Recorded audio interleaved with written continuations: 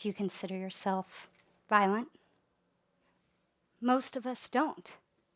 We think of violence as something physical, explosive, something other people do. So did I when I set off decades ago to pursue my doctorate in international peace and conflict. But what I discovered is that every day, most of us participate in acts of violence, not because we're bad people, but because the systems in which we live make it almost impossible not to. In 2014, I founded Vessel, one of the world's first tech-enabled, reusable to-go foodware systems.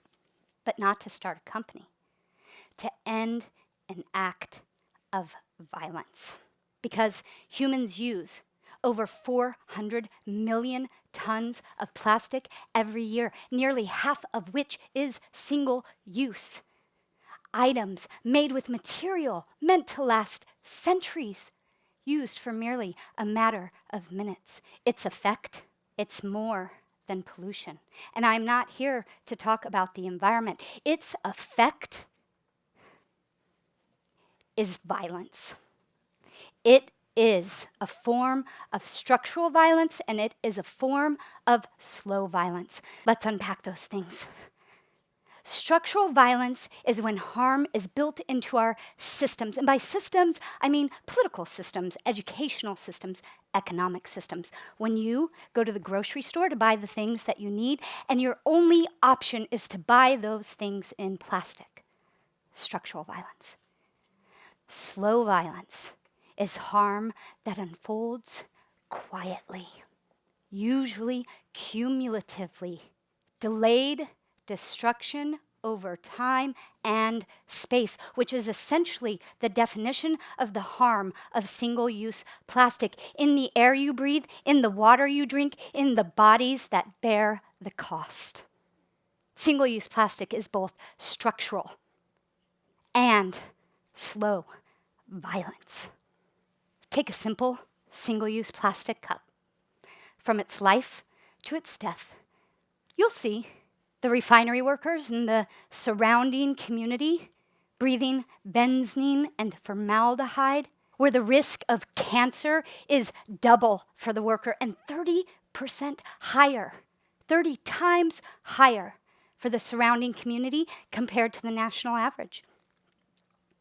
The children, the women, the men who collect, sort, burn your recyclables, working side by side, enormous excavating machines, often so close that it ends mortally. And you think, oh, no, that's not happening here. No, but there is where our plastic waste from here is shipped. And those communities downwind from the refinery, where asthma, developmental delays, all the risks are sky high, and the opportunity is not. And how about you and me and we blissfully drinking our lattes, blissfully unconscious of the microplastics and chemicals that are being shed as the hot liquid interacts with the plastic lining, entering our bodies as we sip our tasty hot beverage. Microplastics that are now found in the blood, the placenta, testes, our brains, that is violence. Plastic was sold to us as better, safer. It is anything but. Now, of course, plastic itself isn't evil. Ironically, it was created as an invention for what to do with the waste product from petroleum production. The material itself isn't monstrous. Our choice of how to use it is what has created the tragedy. This is why I founded Vessel and then co-founded Perpetual with my brilliant co-founder, Ellie Moss, to build new systems that are generative, not destructive.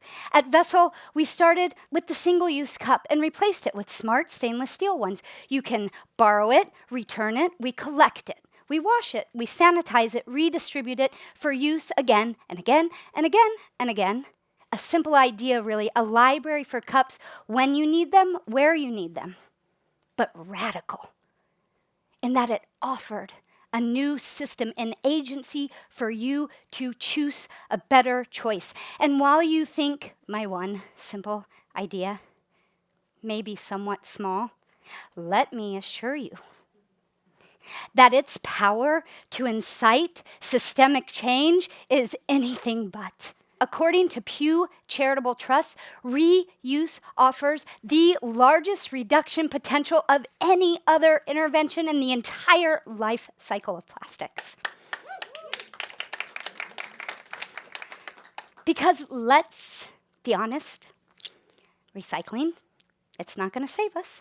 We all know less than 9% to 12% of plastic waste ever created has been recycled. The rest in the air we breathe, floating, burned. What we need is systemic change because plastic production is set to triple by 2060. Without a systemic intervention, we're in trouble. That's what reuse does. It creates systems change, cutting the plastic off from the very beginning, reducing harm, reducing emissions, building communities, building wealth, jobs, health, and it's already begun. Yay.